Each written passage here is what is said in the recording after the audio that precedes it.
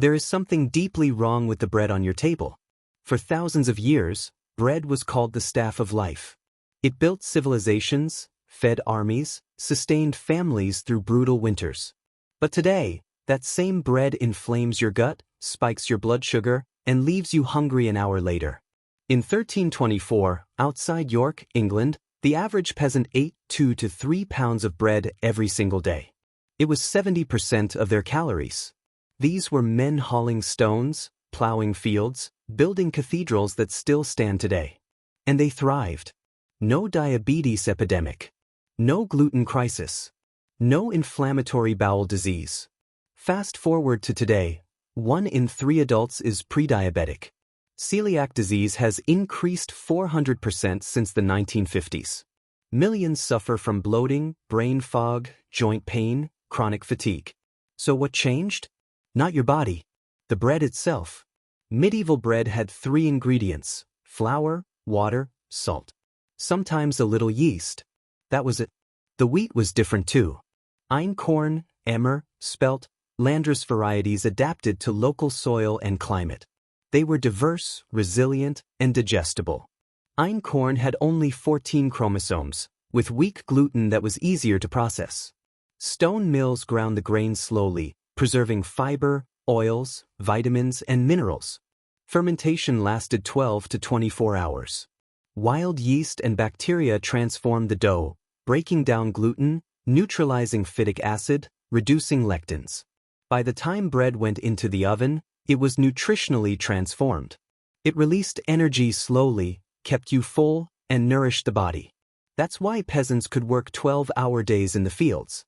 Their bread was real food. Now pick up a supermarket loaf. What do you see? Enriched flour, wheat stripped of everything valuable, then injected with synthetic vitamins.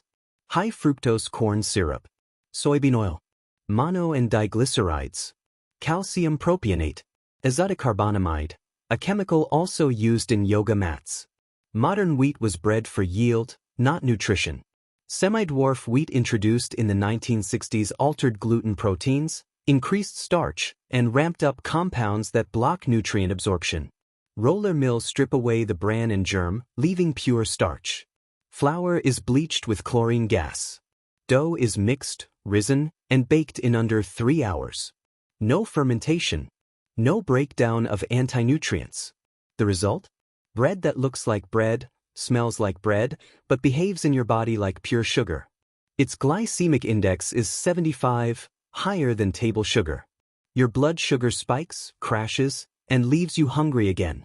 Over years, this cycle leads to insulin resistance, the root of type 2 diabetes. Ancient wheat had simple gluten. Modern wheat has complex, resistant proteins. Fragments like 33-mer gliadin pass through your gut undigested, triggering immune responses. And then there's glyphosate. Farmers spray wheat fields before harvest to dry them faster. Glyphosate residues end up in the grain. It's a probable carcinogen. Worse, it disrupts your gut microbiome, killing the bacteria that help you digest food.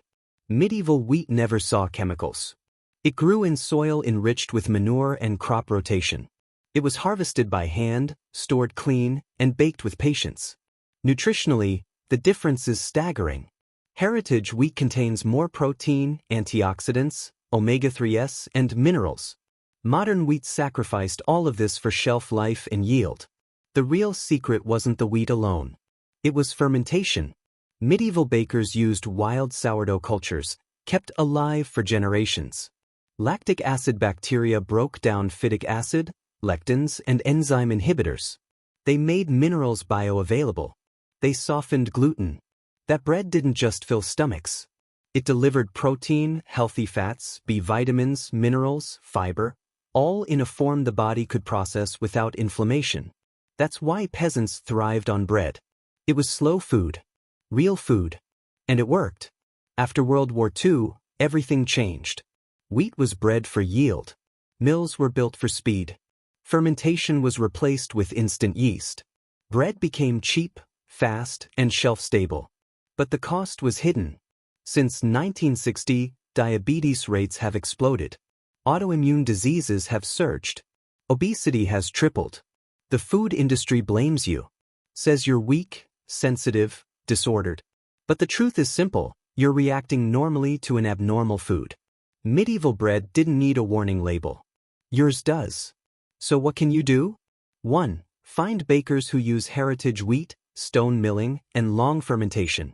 2. Make your own sourdough. Yes, it takes time, but it heals. 3. Reduce bread entirely and choose whole grains like oats, barley, quinoa. The point isn't to live like a peasant. It's to reclaim what they knew: bread should nourish, not harm.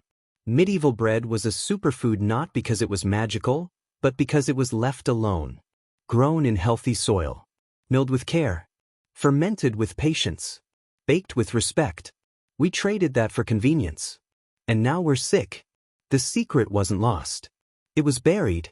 And every time you choose real bread over industrial imitation, you reclaim a piece of ancient wisdom. Wisdom that kept people healthy when life was hard. Wisdom that still works today.